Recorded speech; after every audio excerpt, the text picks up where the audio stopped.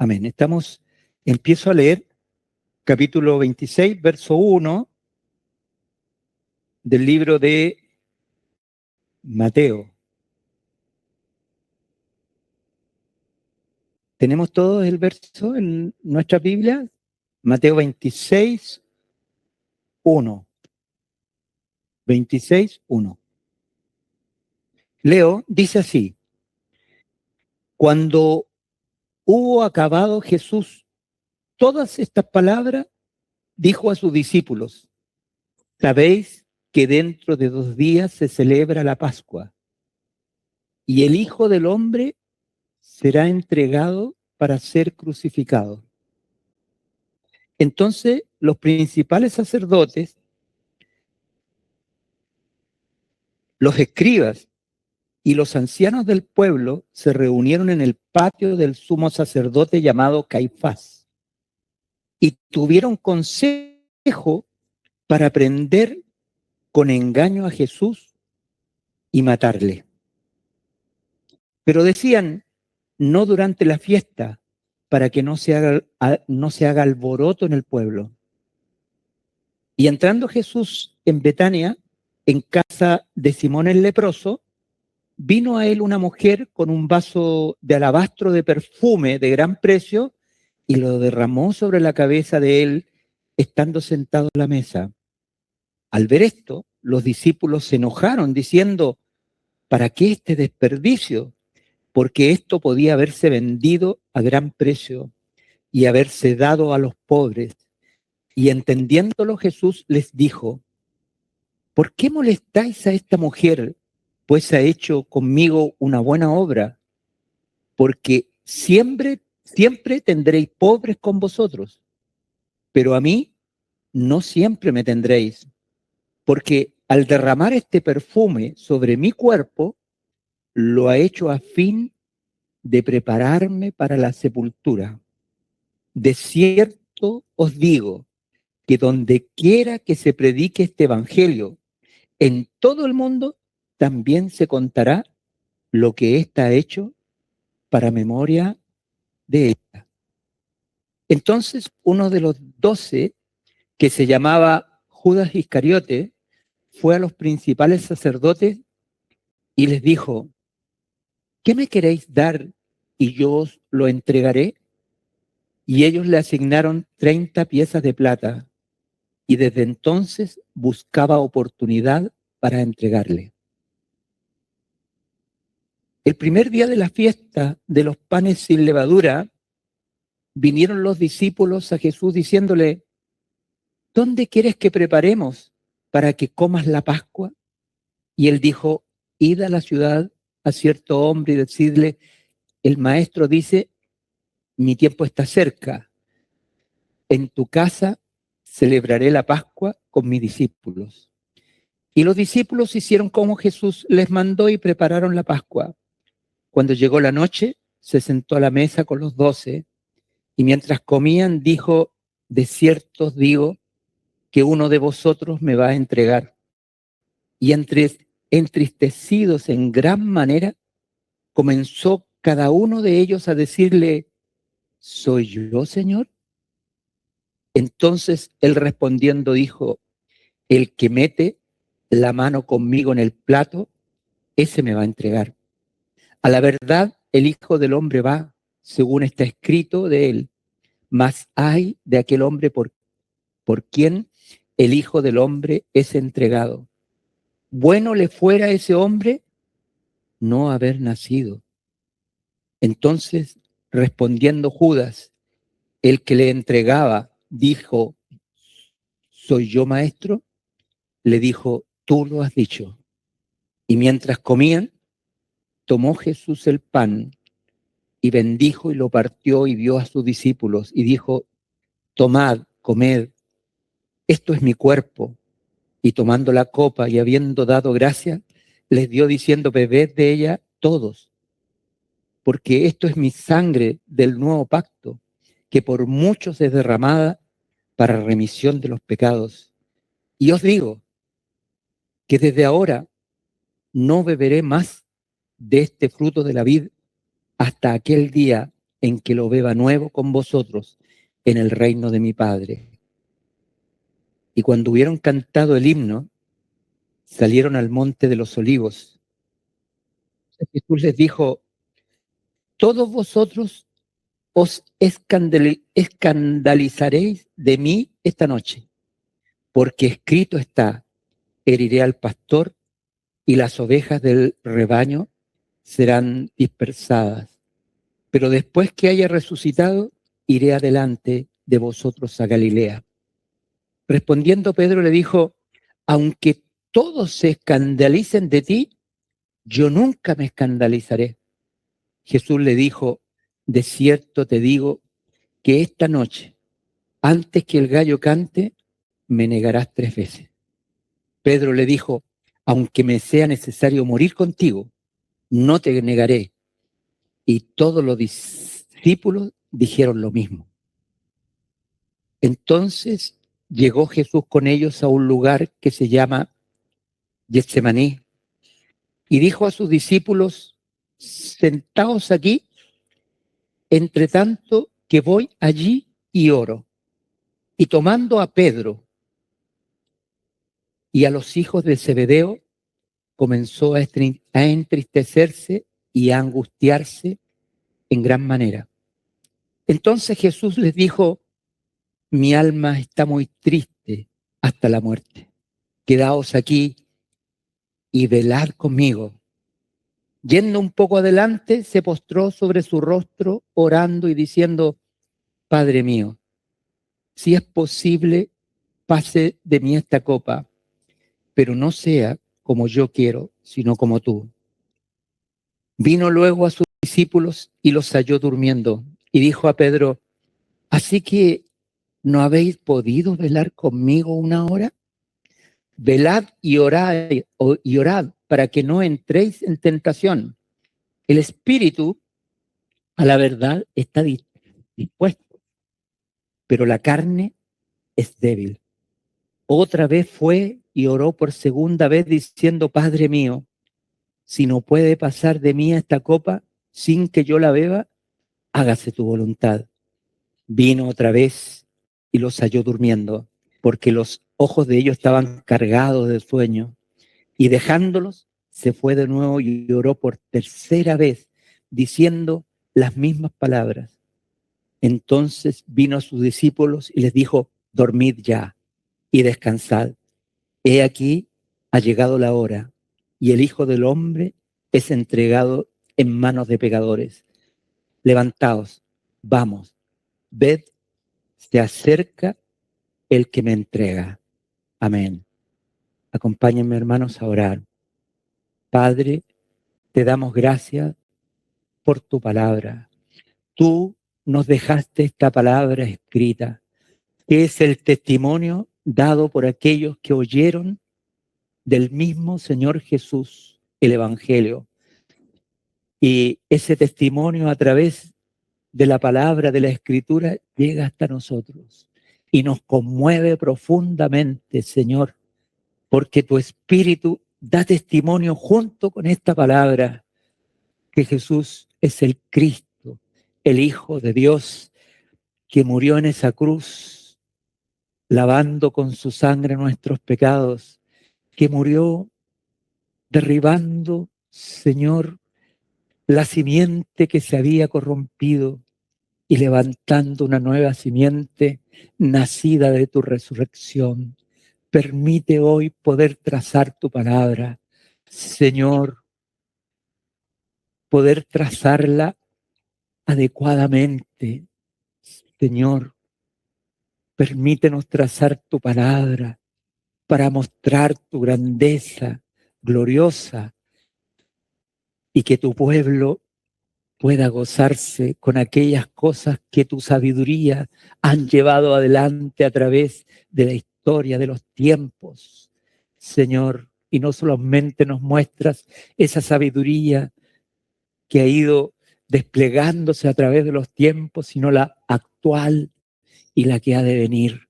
A ti la gloria, a ti la alabanza, a tu Hijo, el Señor Jesucristo, sea la gloria, al Cordero que está sentado a tu diestra, sea la alabanza y la gloria. En la iglesia, la alabanza sea para el Señor.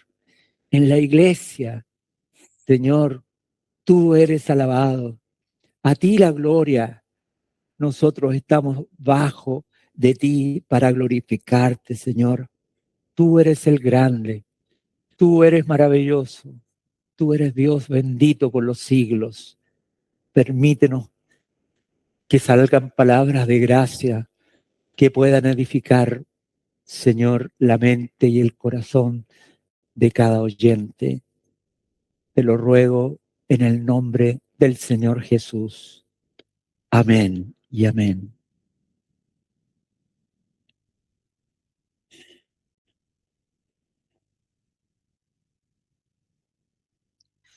Hermanos, cuando el hombre salió del Edén, entonces él perdió una facultad que tenía. La Biblia, al leerla en forma sin profundidad, uno pensaría que la sentencia bíblica al pecado de Adán, que dice que sus ojos se abrieron, nos parecería algo positivo, ¿no? De hecho, hoy día una secta masónica dice que Satanás es el que trajo la sabiduría, ¿no? Porque los ojos del hombre se abrieron, dice la Escritura. Pero lo que parece que fuera algo tan positivo es tremendamente negativo porque el hombre fue creado tridimensionalmente, fue creado espíritu, fue creado alma y fue creado cuerpo. Eh, el soplo que Dios dio era su mismo espíritu sobre aquella masa inerte que él había formado con sus manos. Y cuando ese soplo tocó esa masa hecha de barro, entonces se transformó en un alma viviente. El cuerpo era para manifestarse en el mundo visible y el espíritu para ver las cosas invisibles. Y el alma del hombre estaba sujeta a Dios de tal manera que era como un switch que le permitía vivir mirando el mundo físico, pero también mirar el mundo espiritual, ¿no? El último versículo del capítulo 2 de Génesis dice, y Adán y Eva estaban desnudos, y dice, y no tenían vergüenza. Y no se refiere a la vergüenza entre Adán y Eva, sino que el lugar donde habitaban, porque habitaban con Dios.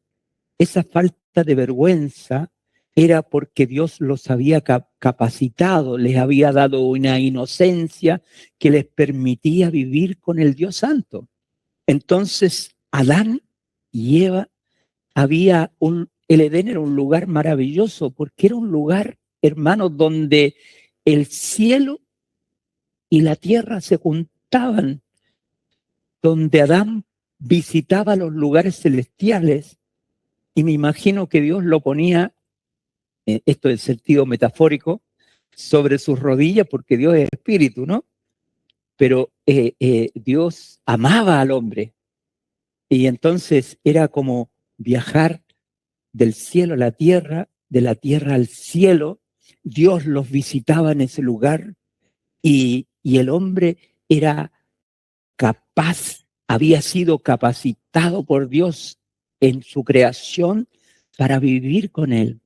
Entonces miren lo que pasa con la tragedia, porque esta es la más grande tragedia que le ha sucedido a la humanidad el día que el hombre desobedeció el mandato del Señor. Ese día el hombre perdió esa capacidad de vivir con Dios. El Dios Santo exigió justicia en ese momento. El hombre, el ser humano, no comprende lo que es la santidad de Dios. aunque la Escritura nos muestra la profundidad de santidad, pero al hombre en su intelecto pareciera, cuando el hombre habla de los extraterrestres, por ejemplo, piensa que es gente muy inteligente, ¿no? Que son superiores en mente. Pero hermanos, Dios es superior en su calidad de santo. El más grande atributo de Dios, hermanos, no es la inteligencia, es la santidad. ¿Se fijan? Entonces, cuando el hombre pecó, la santidad de Dios fue herida y Dios sacó al hombre del Edén y los ángeles lo sacaron. Hermanos, Dios no lo sacó porque Dios es santo. Desde ese día los ángeles tomaron un lugar particular en la creación porque Dios había puesto todas las cosas bajo la autoridad del hombre. Ese día el hombre, a pesar de tener el mandato, nunca más pudo ejercer esa autoridad porque se había apartado del Dios vivo. Y ángeles lo sacaron del lugar con espada envolvente. Y el hombre se le abrieron los ojos al mundo material. Y todo lo que el hombre deseaba empezó a encontrarlo en este mundo. Por ejemplo, Caín. Cuando ustedes ven la historia de Caín, que empieza en el capítulo 4, ustedes ven que cuando Caín mató a su hermano Abel, Dios lo apartó definitivamente de él. Y Caín hizo dos cosas en su vida. Él manejó su vida de dos maneras. La primera fue que construyó ciudades. Él construyó ciudades. Ahí, cuando ustedes leen el capítulo 4, continúan leyendo, encuentran que Caín construyó ciudades y ahí se nombran las ciudades que él construyó. Y además fue el primero que hizo instrumentos musicales. ¿Qué les parece? Ahora, junto con las ciudades, también construyó armas. ¿Y por qué? ¿Por qué construyó ciudades, Caín? Hermanos, porque Dios es castillo fuerte, es nuestro escudo. Dios es el que protege a su pueblo. En cambio, Caín vio su desprotección y se autocuidó. ¿Se fijan la tragedia? Él haciendo ciudades, construyendo armas, pero a la vez, hermanos, hay en estos atributos del Dios vivo, ustedes encuentran que es santo, pero también Dios tiene una cualidad, queridos hermanos, que nosotros tenemos que conocer y alegrarnos en ella. ¿Cuál es esa cualidad? El gozo. Cuando el apóstol Pablo dice, gozaos en el Señor siempre. Gozaos en el gozo es un atributo de Dios. Hermanos, yo siempre recuerdo la iglesia pentecostal donde cantábamos siempre una alabanza que dice, en la casa del Señor se siente gozo. Porque es cierto. ¿Saben por qué? Porque Dios es gozo. Y entonces el hombre, al no encontrar gozo, miren lo que le pasa al ser humano, para involucrar también a las hermanas, ¿cómo se encuentra el gozo? Fíjense cómo se encuentra el gozo. Una cosa, sé que ustedes no lo conocen, pero en el mundo se llama carrete. Ustedes han escuchado, no, aquí no, sobre todo ahí en la sala de sonido.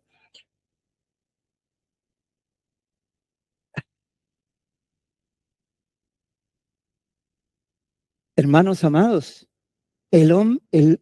Caín necesitó el gozo, pero como no tenía ese gozo de parte de Dios, inventó el gozo. ¿Y cómo inventa el gozo? Carrete, droga, alcohol, la cerveza por pack, ¿no es cierto? El pan amasado, no voy a nombrar a nadie. Eh, eh, eso es, hermanos, el gozo artificial, ¿no? El gozo artificial, cómo el hombre quiere divertirse, ¿no? Y los niveles de diversión empiezan muy sanos y llegan hasta la corrupción, hasta la adicción al alcohol, a las drogas, al sexo, eh, por ejemplo, cuando ustedes ven la realidad que hoy día está pasando en Estados Unidos con el fentanilo, por ejemplo. Esas personas que pierden su vida y quedan como zombies, ¿no? Y mueren miles y miles de jóvenes adictos al fentanilo. Y yo quiero decirle lo que es el fentanilo. Yo nunca lo he tomado, para que ustedes sepan, pero el fentanilo, hermano, es lo que inventó Caín. ¿Se fija? O sea, el gozo. No tenía a Dios, tenía que defenderse solo.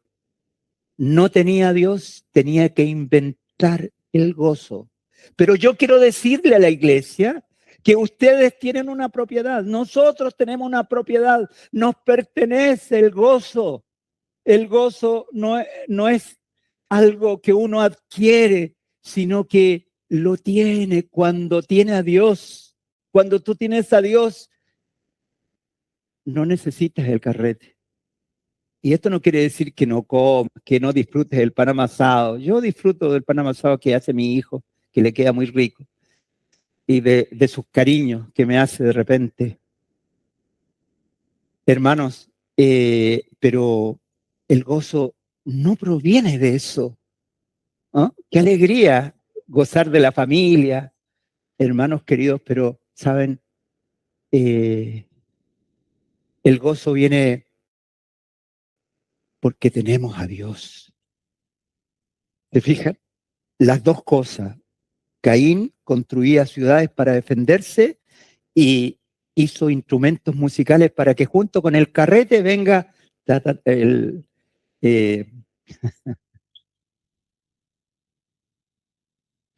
la música, ¿no? Y, y esa es la condición del humano. ¿Mm? Ustedes son privilegiados, tienen al Señor, tienen gozo.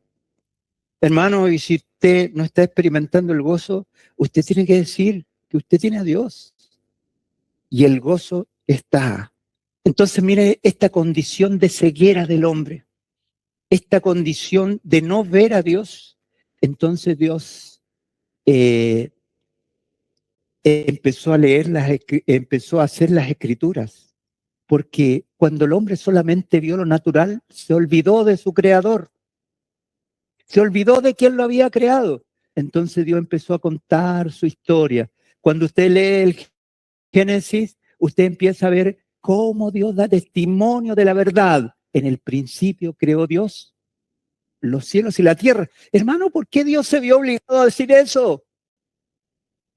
Porque el diablo ya estaba contando el cuento, ¿no? Que vino una explosión y luego se formó. Mire, ese cuento es más difícil de creer. Yo creo que Dios creó los cielos y la tierra. Pero el hombre que dice que vino una explosión, el Big Bang, ¿no es cierto? O sea, la gran explosión. ¿Mm? Ustedes ven las bombas que han caído en los diferentes lugares donde está la guerra y no ha habido nada, ve pura uno destrucción, no ve cosas que empieza a ver naturaleza, árboles, ¿no? Pero eso es lo que nos cuenta la mentira. Y en cambio Dios empezó a contar su verdad en las escrituras. Y a través de las escrituras Dios va manifestando su sabiduría, va mostrándose. ¿Qué está mostrando? Lo que el hombre no puede ver, lo invisible, porque Dios es invisible, pero real, se va mostrando. Y Dios tomó un pueblo y a ese pueblo le empezó a mostrar la invisibilidad de Dios, su voluntad, y empezó a mostrar cómo es Dios. Y entonces en Israel hubieron lo que se llamó videntes y más adelante se les llamó profetas. ¿Saben ustedes lo que hacían los profetas? ¿Cuál era su misión? Mostrar lo que el ojo humano no podía ver. ¿Se fijan? Ellos mostraban lo que el hombre no podía ver, como ese día, hermanos, en que el ejército asirio que se había propuesto matar al rey de Israel, y cada vez que le hacían una emboscada, resulta que el rey de Israel no estaba en el lugar donde estaba la emboscada. Entonces el rey de Siria llegó a una conclusión. Hay uno entre nosotros que está mandando información. Está el Mossad aquí entre medio, decía el rey de Siria. Entonces empezó a decir, ya, ¿quién? Aquí tenemos que... Se encerró con sus generales y dijo, aquí ya tiene que confesar el que está mandando información a Israel. ¿Y saben lo que pasó? Que uno de sus generales le dijo, rey, aquí no hay nadie que te ha traicionado. Lo que pasa es que en Israel hay profeta. Miren lo que había en Israel. En Israel estaba el profeta Eliseo. Y sabe, y el hombre dice, y el profeta, cuando nosotros nos reunimos, está presente. ¿Cómo le invitaron? ¿Invitaron al profeta Eliseo? No, hermanos, lo que sucedía es que él estaba viendo lo que los ojos humanos no podían ver. Entonces el profeta Eliseo le hablaba al rey y entonces no podían llevar adelante sus planes. Entonces el rey de Siria tomó una decisión grande. Vamos a matar al profeta. ¿Qué les parece?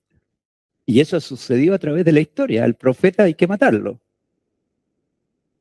Y entonces mandó su ejército a una ciudad pequeña donde habitaba Eliseo. Y cuando llega, rodea la ciudad con un ejército de miles de soldados. Y el siervo de Eliseo sale de la casa y ve la ciudad sitiada y se angustia profundamente y va donde su amo y le dice, aquí estamos todos perdidos. Y Eliseo sale con el siervo y ora al Señor. ¿Y sabe por quién ora? Por el siervo. El siervo, que se llamaba Giesi, Eliseo pide que le abra los ojos. Miren lo que sucede, abrir los ojos. ¿Qué ojos tenían que haber abierto? ¿Qué ojos quería Eliseo que abriera su siervo? Ciertamente era el ojo que había perdido en el Edén. La palabra de Dios y la profecía es para que su pueblo pueda ver lo que ningún otro ve, porque es la visión de Dios. Y entonces el siervo de Eliseo vio que habían dos ejércitos. Entre ellos y el ejército sirio estaba el ejército de Jehová de los ejércitos. Estaba su ejército defendiendo. Eso lo pudo ver porque estaba viendo, podía ver, hermanos. Eso es ver. Y cuando sucedió esto, el Espíritu del Señor le indicó al profeta lo que había que hacer. Tomó al ejército este enemigo y lo condujo hasta la ciudad donde estaba el ejército de Israel. Y cuando estuvieron rodeados, los ojos le fueron abiertos. Y el general del ejército le dijo al profeta, ¿los matamos? Y Eliseo le dijo, tengamos misericordia, dejémoslo ir, porque nunca más van a hacer lo que ellos vinieron a hacer. Ese día los alimentaron y fue así, los mandaron a su tierra. ¿Qué había en Israel? Había un profeta, hermanos. Yo estaba leyendo en estos días al profeta Ageo, que es una profecía muy preciosa y que yo invito a mis hermanos que lo lean. En los últimos 3 o 4 versículos, hermanos, del profeta Ageo, ¿saben lo que profetiza Ageo? Porque Ageo es hermanos, Israel ha tenido profetas según las situaciones que ha tenido en su vida política y geopolítica. Por ejemplo, cuando empezó el cautiverio estaba Jeremías. Jeremías es el profeta del comienzo del cautiverio. Jeremías vio con sus ojos cómo Israel iba llevado en masa a Babilonia, siendo que el rey de Babilonia le permitió a Jeremías quedarse en Israel, pero él vio cómo su pueblo iba al cautiverio. El profeta Ezequiel fue el profeta que estuvo durante el cautiverio, él vivió el cautiverio, estuvo todo el tiempo del cautiverio el profeta Ezequiel. Cuando ustedes lean al profeta Ezequiel, por enésima vez, entonces ustedes van a encontrar que ese profeta estaba escribiendo en Babilonia, hermanos, cautivo. Y cuando termina el exilio, entonces el profeta es el profeta Daniel. Antes, durante y después habían profetas. Entonces, cuando Israel volvió de Babilonia a Jerusalén a reconstruir la casa del Señor, el Señor levantó 2 profetas. Y están en la Biblia, ¿no? Cada uno tiene, mire, cada uno de los profetas del Antiguo Testamento tiene una historia. Y es una historia del momento que estaba viendo Israel. Cuando después de la profecía de Daniel, 50,000 personas volvieron a Jerusalén a reconstruir el templo, Dios levantó 2 profetas, el profeta Ageo y el profeta Zacarías. Pero cuando el profeta Ageo, hermanos, anima al pueblo diciéndole, ustedes viven en sus casas artesonadas y mi casa está en ruinas. Hoy, hermano, esa es una profecía para el día de hoy porque la casa de Dios es la iglesia. Y a veces nos pasa que nuestras casas son la ocupación nuestra y la casa del Señor, o sea, el servicio del Señor, no se presenta. Es más, la carne quiere vivir la comodidad, pero el Señor dice, eso es añadidura. Ocúpate de mí y yo me ocuparé de ti. Y luego dice, ¿qué es lo que santifica? El segundo capítulo. Y tercero, termina el profeta Ageo, y lo quiero leer, diciendo lo siguiente, capítulo 2, verso 20, usted lo lee en la casa, capítulo 2, verso 20 del libro de Ageo. Vino por segunda vez palabra de Jehová a Ageo a los 24 días del mismo mes, diciendo, habla a Zorobabel, gobernador de Judá, diciendo, yo haré temblar los cielos y la tierra, y trastornaré el trono de los reinos, y destruiré la fuerza de los reinos de las naciones. Trastornaré los carros y lo que en ellos suben, y vendrán abajo los caballos y sus jinetes, cada cual por la espada de su hermano. En aquel día, dice Jehová de los ejércitos, te tomaré, oh Zorobabel, hijo de Salatiel, siervo mío, dice Jehová, y te pondré como anillo de sellar, porque yo te escogí, dice Jehová de los ejércitos. Hermanos, este Zorobabel histórico representa a Jesucristo y está hablando del tiempo del fin, donde las naciones se levantarán como plaga para entrar a la tierra prometida y a Jerusalén, y esta será la forma como ellos van a morir, se matarán unos a otros. Esta es la batalla de Armagedón. Mira el profeta Ageo que vivió aproximadamente, hermanos, el profeta Ageo vivió en el año 500 antes de Cristo.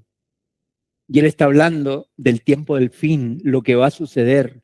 destruiré los carros, a los caballos, dice. ¿Mm? Eso es lo que está sucediendo y Él nos está hablando de este tiempo, lo que tiene que suceder, lo que va para adelante. ¿Y por qué Él está hablando eso? Porque era un profeta, o sea, era un visionario, era la primera palabra. Cuando dice visionario es porque puede ver lo que otros no pueden ver. Nosotros, hermanos, el ser humano ve desde la salida de Adán hacia afuera, o sea, ve el mundo material. Y para algunos las cosas de Dios son locura, son tontera, pero para nosotros, hermanos, nosotros podemos ver. Dios nos ha dado la capacidad de poder ver aquello que el hombre natural no puede ver, que su inteligencia no puede ver. Vemos lo invisible, la capacidad más hermosa del pueblo de Dios, hermanos, es ver. Cuando uno no ve la obra del Señor, no ve al Señor. ¿Se fijan? Porque cuando uno ve al Señor, se sujeta a Él. Y las cosas, ¿qué es necesario que nosotros veamos en todo al Señor? ¿Qué es necesario? Y usted dirá, pero yo solamente hago el desayuno. ¿Para qué necesito ver? Porque voy a comprar el pan, después pongo la tetera y, y luego llego temprano, ¿no? No crean que estoy hablando de alguien de aquí. Y, ¿no es cierto? Parece que todo.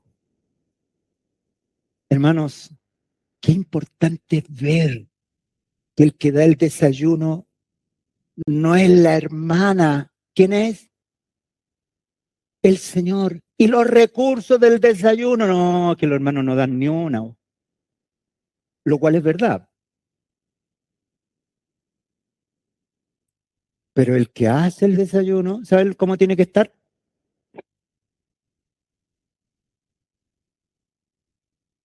¿Por qué? Porque cuando tú le presentas la necesidad a los hermanos, ¿qué sucede? No hay nada, no hay respuesta.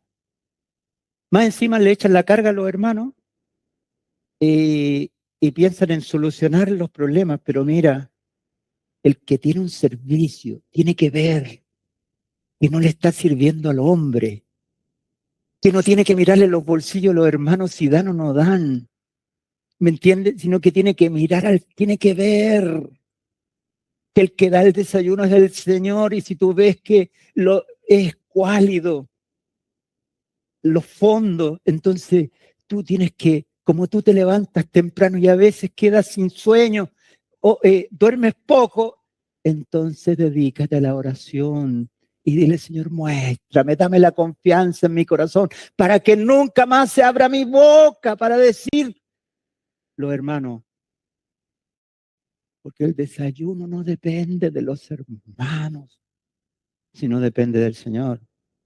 ¿Y qué más le puedo decir? ¿Ustedes se dan cuenta que mi hermano Juan Carlos no abre la boca? ¿Saben cuál fue el décimo déficit de marzo? 400.000 pesos menos. 400.000 pesos menos de los gastos que la iglesia debe mínimos. Y ustedes ven al hermano Juan Carlos que le ha dicho que empezó a golpearle el bolsillo, empezó a decirle y a echarles en cara que no hay. ¿Saben por qué? Porque yo sé que mi hermano está orando. Y a pesar de que hoy día hay un déficit, sé que es el Señor que el que tiene que responder. Es el que despierta. Hermanos, cuando uno ve, es que está sirviendo al Señor. No estamos en el centro de madres. No estamos en el club de ancianos. No estamos en el club deportivo. Estamos en la iglesia. Y en la iglesia, ¿saben lo que pasa? Se ve. ¿Qué es lo que vemos, hermanos? Cuando uno no ve, ve al hombre. Cuando uno no ve, ve que nuestra respuesta tiene que venir de los hermanos o tiene que venir de algún hombre. Pero no, nuestra respuesta no viene del hombre, sino viene de Dios. Y lo que el Espíritu Santo nos ha querido decir a través de la palabra del hermano Juan Carlos es que todas nuestras necesidades tienen que llegar al trono, que nosotros tenemos que gobernar el cielo. Algunos hablan de gobernar el cielo, como que se levantan para ser señores y le mandan a Dios, ya hace esto. Eso no es así, sino que hermanos saben cómo se gobierna el suelo, el cielo cuando tú estás en el suelo y estás humillado delante de Dios. Y dices, Señor, yo no dependo de las ofrendas del desayuno. Yo dependo de ti y te ruego que yo pueda darle desayuno todos los domingos. Y si todos los días hay desayuno, sé que tú me vas a dar los recursos. Yo me acuerdo del hermano George, porque los George son interesantes. El hermano de los, eh, no, el hermano de los internados en Inglaterra. ¿Se acuerdan?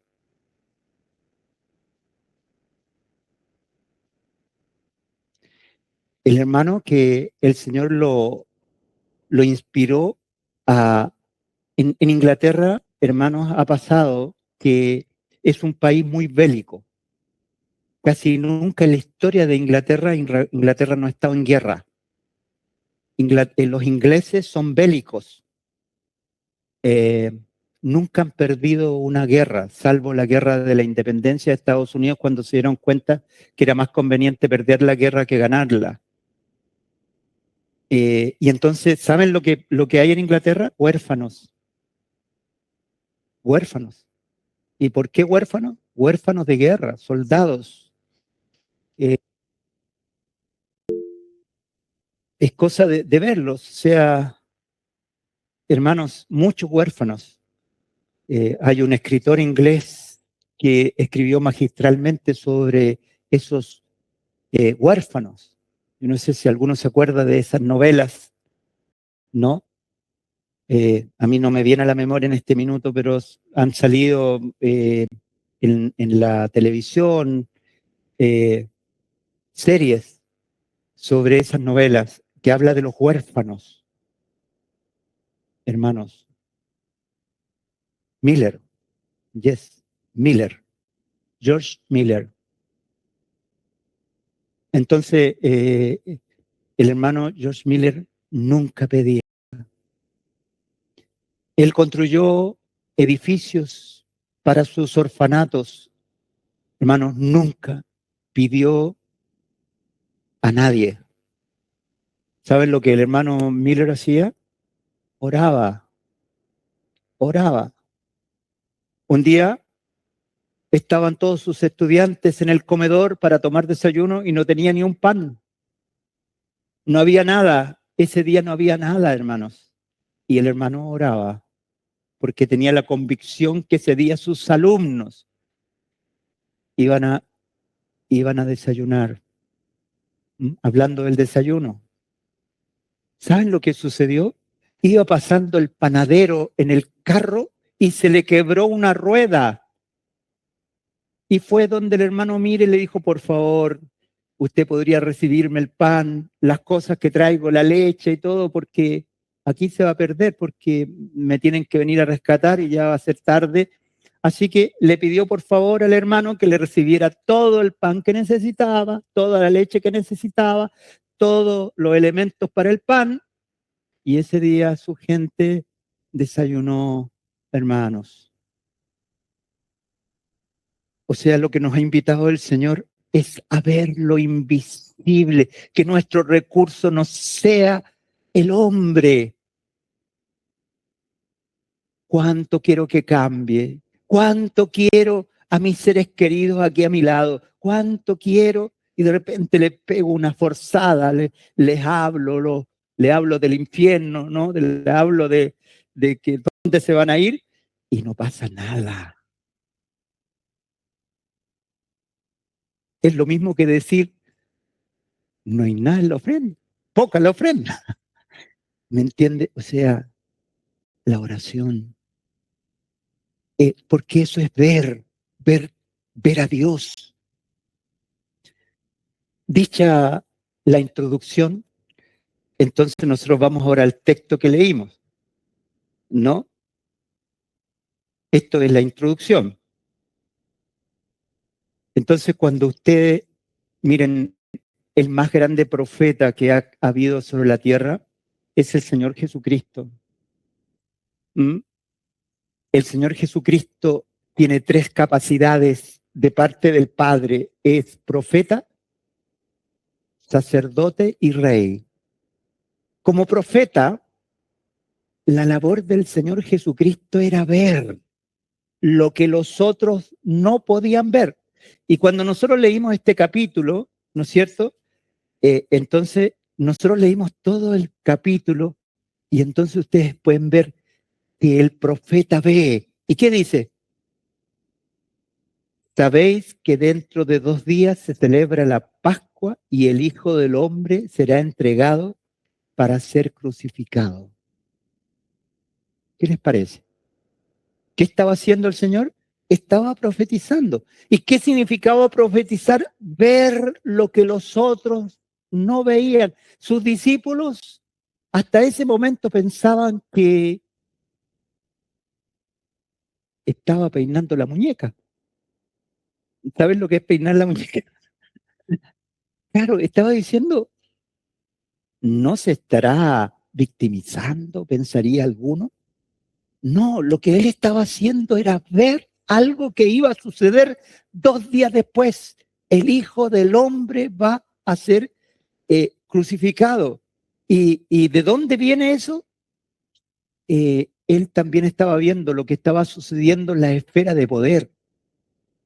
El, el, eh, el grupo, los príncipes de Israel estaban complotando, ¿no? Y dice, y tuvieron consejo para aprender con engaño a Jesús y matarle. ¿Qué estaba viendo el profeta? Eso ya él lo sabía en su corazón. Sus discípulos no lo podían ver, pero Jesús estaba viendo todo. Es ver. Y entonces luego es ungido en Betania, hermanos amados. Miren, todo esto tiene que ver con la muerte y sepultura del Señor y una mujer echa sobre él un perfume carísimo. Y cuando echa el perfume, los discípulos empiezan a murmurar y decir, mira, esto podría haber ido a la ofrenda, ¿no? Suplamos la ofrenda, vendamos las cosas para suplir el déficit. Y el Señor dijo, esta mujer ha hecho una buena obra porque me ha ungido para la sepultura. ¿Qué está haciendo Jesús? Está hablando, hermanos, proféticamente y está diciendo, donde quiera que se predique el Evangelio, se va a hablar sobre lo que hizo esta mujer que preparó a Jesús para la muerte. Y luego dice, Judas ofrece entregar a Jesús. Jesús ya lo había visto. Jesús estaba viendo, sabía que Judas le iba a entregar. Y entonces en la cena, él dice directamente,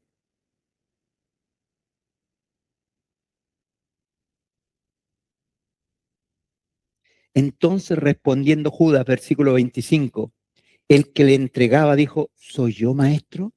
Y le dijo, tú lo has dicho. Miren, ¿saben cuál es la capacidad del profeta? Así como Eliseo estaba en la reunión, hermano, de los generales sirios, queridos hermanos, el Señor Jesús estaba en la reunión del Sanedrín, estaba el momento en que Judas fue a ofrecer que le pagaran para entregar al Señor. Jesús estaba viendo. Y entonces luego se levantaron sus discípulos y Pedro dijo, Señor, yo a la cárcel y a la muerte contigo, Pedro. Antes que el gallo cante, me negarás 3 veces. Antes que el gallo cante, me negarás 3 veces. ¿Qué estaba hablando el Señor? ¿Está hablando de más? No, hermanos, estaba viendo.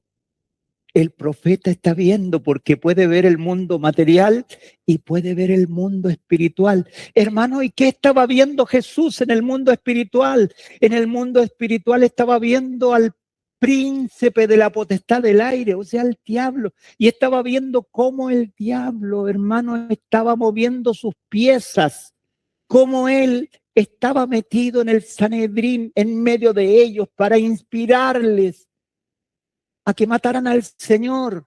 Él estaba viendo cómo dentro de su compañía, de sus íntimos, iban a pasar 2 cosas. La primera, que uno lo iba a traicionar, que iba a escuchar la voz del diablo y lo iba a traicionar. Y también estaba viendo que sus discípulos, partiendo por el líder, Pedro, lo iba a negar. Y los otros se iban a ir a esconder debajo de la cama, hermanos. ¿Qué fue lo que sucedió? Él sabía que a la cruz hay que ir solo. Hermano, a la cruz se va solo.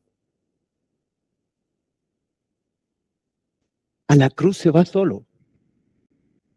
Cuando el Señor nos conduce al camino de la cruz, uno quiere involucrar a los demás, pero no. La cruz uno va solo. Jesús fue solo a la cruz, hermanos. Pero Él podía ver. Y como Él podía ver, hermanos amados, como el Señor podía ver, entonces nos encontramos con el versículo 36. Cuando él veía los movimientos, cuando él podía ver el mundo espiritual, no solamente el material. Qué mala onda Judas, que lo negó, que lo traicionó. Qué mala onda Pedro, que lo negó, o sus discípulos, que en el momento los que hubo, no había nada, aparentemente, ¿no? Pero Jesús estaba gobernando el cielo. Un hermano me preguntó cómo se gobierna el cielo. Hermano, el cielo se gobierna en el suelo. Y aquí es donde fue Jesús. Y dice, entonces llegó Jesús con ellos a un lugar que se llama Getsemaní, o sea, con los discípulos, con los íntimos, con los más cercanos, con los 12. Y dijo a sus discípulos, sentaos aquí, entre tanto que voy allí y oro. Cuando él vio los movimientos, cuando él estaba viendo lo invisible, lo que él hizo, se fue al suelo. ¿Y qué hizo? Oró. Y dice, y tomando a Pedro y a los 2 hijos de Zebedeo, o sea, Santiago y Juan, 3, representando a toda la compañía, comenzó a entristecerse y angustiarse en gran manera. Y lo angustió al Señor. ¿Qué era lo que lo angustiaba? Los discípulos lo miraban y como ellos no podían ver, como ellos no veían toda la realidad que veía Jesús, veían a Jesús, que siempre había sido su apoyo, que siempre había sido el que los alentaba, el que los pastoreaba. Hermanos, lo vieron angustiarse, entristecerse. Entonces ellos también se entristecieron. ¿Y saben lo que les produjo a ellos? Sueño. Se quedaron dormidos. La tristeza, cuando la persona está depresiva, ¿qué hace? Duerme. Otros que son muy sanos no pueden ni dormir en la noche. Son demasiado sanos. Pero la tristeza produce sueño. Y luego dice, entonces Jesús les dijo, mi alma está muy triste hasta la muerte. Él veía eso, los discípulos no lo veían. Quedaos aquí y velad conmigo. Cuando Jesús dice velad, la palabra velad, a nosotros yo siempre la había interpretado como era un tiempo en que uno se dedicaba a algo, ¿no? Dice velad y orad. Es como dedícate un tiempo a esto, pero la palabra velar significa algo más profundo. Velar significa que es, porque viene de la palabra vela. La palabra velar viene de la palabra vela. Y vela significa que tú tienes que tener una luz y orar. Tener luz y orar. Las oraciones automáticas que no buscan respuestas no sirven para nada. Aquellas oraciones que solamente se hacen para decir que yo oré no sirven. Lo que sirve es que tú tengas luz sobre una situación y cuando tú tienes luz, tú oras definidamente por la situación que está pasando. Una oración que no tiene luz no puede ser respondida. ¿Y saben por qué no puede ser respondida? Porque es sin fe. No sabes lo que quieres. Bendice a los hermanos. Miren qué bonita la oración. Oré y oré que bendijera a los hermanos. Pero qué distinto es cuando tú tienes luz. Jesús tenía luz, estaba orando porque las fuerzas del infierno se habían levantado contra él. Su pueblo, los dirigentes, los principales de Israel no estaban a su lado. Él vino a los suyos y los suyos no le recibieron. Sus discípulos estaban diezmados por el miedo y por la traición. El gobernador romano, el imperio, estaba como neutral. Me lavo las manos. Herodes, el falso rey de Israel, lo menospreció, no lo vio. O sea, todos los poderes humanos estaban contra el Hijo de Dios y él estaba solo. Entonces él oró. Hermanos, la luz que tenía de Dios le permitió orar la única oración que él podía orar. Padre, pasa de mí esta copa. Pero esta era la petición, hermano. Miren, la oración era, pero no se haga lo que yo quiero. Oró la primera vez y les dijo, ¿no habéis podido orar, velar conmigo una hora? Y esa es la realidad humana. Están pasando los acontecimientos y Dios quiere decir, Dios nos pregunta a nosotros, ¿quién irá por mí a trabajar? ¿Quién irá por mí? ¿Quién podrá ver lo que está sucediendo y ponerse del lado mío? Los que están de mi lado y los que están del lado del Señor al ver esta realidad se postran delante de Dios para rogar. No le están diciendo a las personas cambia. No le están diciendo discurso al oído que le has dicho 100 veces y que lo único que lo hacen es alejarse de las cosas de Dios, sino que primero está al ver, está rogando, pidiendo, gobernando el cielo. Hermanos, el cielo se gobierna con humillación delante de Dios y pidiéndole. Y Jesús pidió lo único que necesitaba en ese momento, pasar el amargo camino de la cruz. Sabía que iba a morir.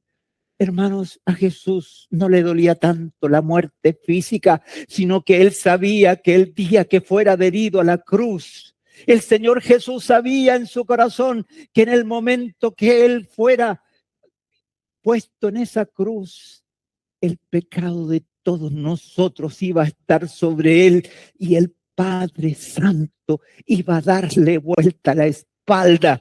Porque en ese momento que Jesús fue crucificado, hermanos, Jesús murió para el Padre. Jesús que había vivido desde la eternidad pasada con Dios. Jesús que amaba al Padre y la comunión con él. Nunca había dejado de estar en esa comunión y el dolor de su alma era que iba a haber un momento en que el Padre iba a darle vuelta a la espalda porque el pecado iba a estar sobre él. En la cruz fue donde Jesús se hizo maldito. Hermanos, fue en la cruz donde él se hizo maldición para que nosotros hoy día no tuviéramos maldición. Fue en la cruz donde Jesús pagó el precio del pecado, muriendo. Y él oró con luz. pero no se haga mi voluntad. Oró 2 veces, sus discípulos seguían durmiendo, no veían. Y a veces a nosotros nos pasa lo mismo, dormimos. Y solamente vemos nuestras necesidades, intereses o temores, lo que nos pasa a nosotros. Pero no nos vemos como siervos del Dios Altísimo. No estamos del lado de Dios, ni hemos escuchado la voz del profeta que dice, ¿quién irá por mí a trabajar? El profeta Isaías dijo, envíame a mí, Señor, yo quiero ir. Pero ¿saben lo que le pasó al profeta? Antes de decir eso, había visto el trono de Dios. Había visto el cielo y al que estaba sentado en el trono. Vi yo al Señor sentado sobre un trono alto y sublime. Y luego dijo, soy muerto, porque mis ojos han visto al Santo, soy muerto. Miren, hermanos, nunca uno tiene más conciencia de ser un pecador que cuando Dios se te revela. Antes dice, no, yo soy un buen ciudadano, soy fiel, voy a la iglesia, hasta ofrendo, ¿me entienden? Pero cuando se te revela el Dios Santo, entonces tú te humillas porque ves quién es Él, hermanos queridos, y quién eres tú. Glorioso es el Señor, bendito es el Señor, hermanos. Entonces, la tercera vez les dijo dormid. Ya está. ¿Saben por qué dijo dormid, hermanos? Porque las 2 veces anteriores, la oración, Él no tenía respuesta. La oración de Jesús insistente requiere respuesta. Requiere que Dios le diga lo que va a pasar. A la tercera vez que oró, Él dijo, está todo hecho. Él había vencido, Jesús venció en esta oración, supo que la victoria era de Dios y de Él. En la oración Él supo que las cosas estaban hechas. Él supo que Dios iba a recibir su sacrificio y iban a haber miles y miles que iban a ser redimidos por su sangre, libertados por su poder. Es así para el creyente. La victoria sobre las situaciones de tu vida provienen antes que suceda, porque tú estás gobernando el cielo. Estás viendo las situaciones y no recurres de golpearles el codo a los hermanos, ni tampoco de tener discursos para tratar de que tu discurso impacte. No, hermano, sino que tú estás mirando al Señor y le estás diciendo, Señor, que se haga tu voluntad. Señor, dame luz. ¿Cómo debo orar por el hermano Jonay? Dame luz, porque yo humanamente puedo verlo a él y puedo juzgarlo humanamente. Y a lo mejor muy acertadamente. Pero cuando Dios me muestra lo que yo debo orar, entonces Dios va a contestar mi oración respecto a las verdaderas necesidades que tiene mi hermano. El ser humano es de empatías. Realmente hay personas con las cuales nosotros entramos así y tenemos, y otro que nos cuesta. ¿Se han fijado? Esa es la naturaleza humana. Pero cuando un creyente ve, no hay hermano que sea antipático. No hay. Porque cuando tú ves una antipatía, significa que tienes que orar para que Dios te dé luz. En este tiempo la iglesia necesita luz. Necesita luz para predicar. Necesita luz para hacer la voluntad de Dios. Necesita luz para que no haya necesidades en medio nuestro, sino que todas sean suplidas por el Señor. Nosotros necesitamos velar. ¿Cuánto se necesita velar, hermanos? Porque Dios nos ha dado la capacidad de ver.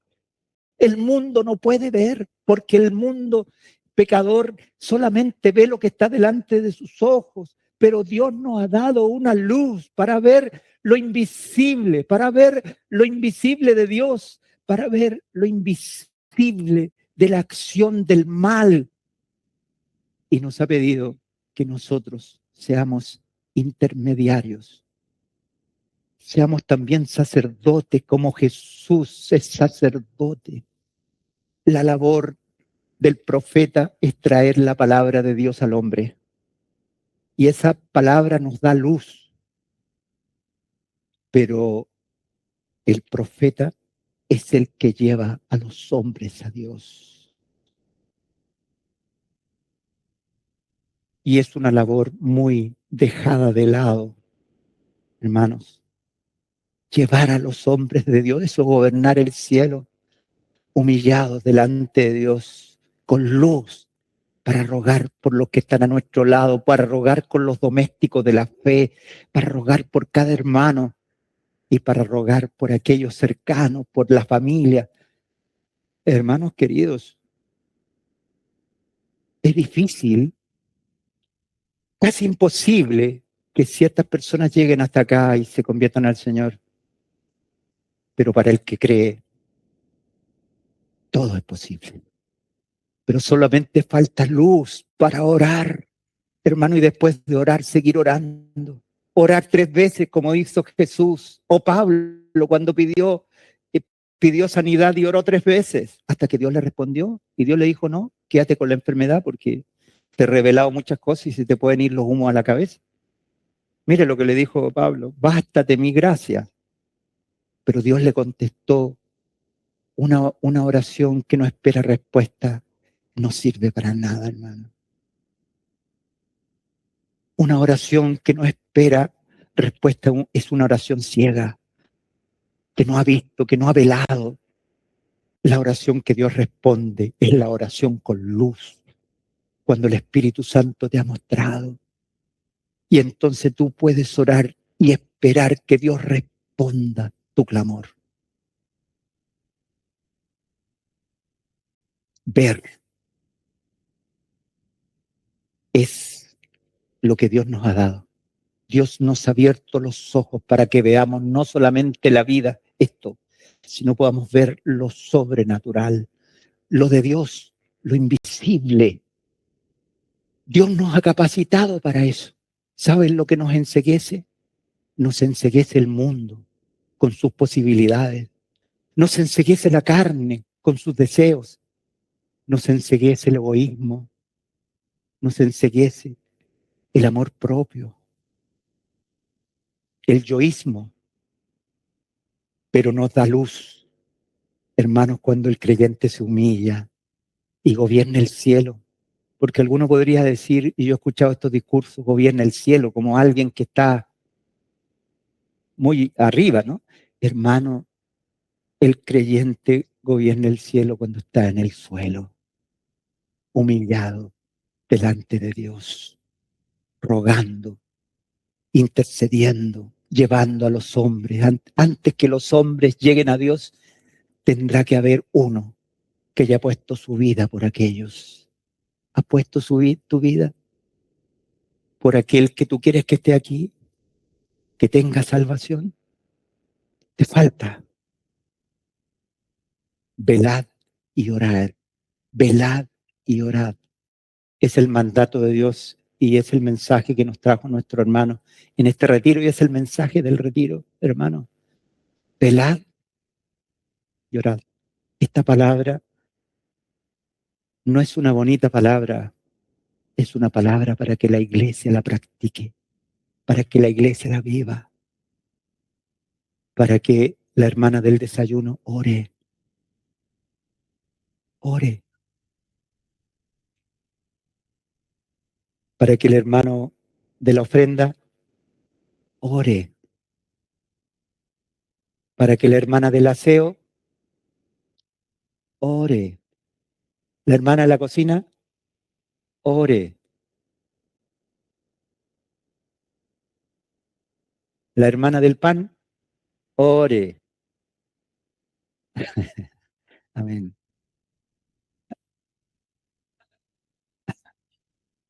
Sí, pues, el que predica, ore. Quiere que la palabra llegue a todos los hermanos, ore, oren. Gracias, Señor. Bendito es el Señor para siempre. Amén. Meditemos en esta palabra, hermanos. Amén.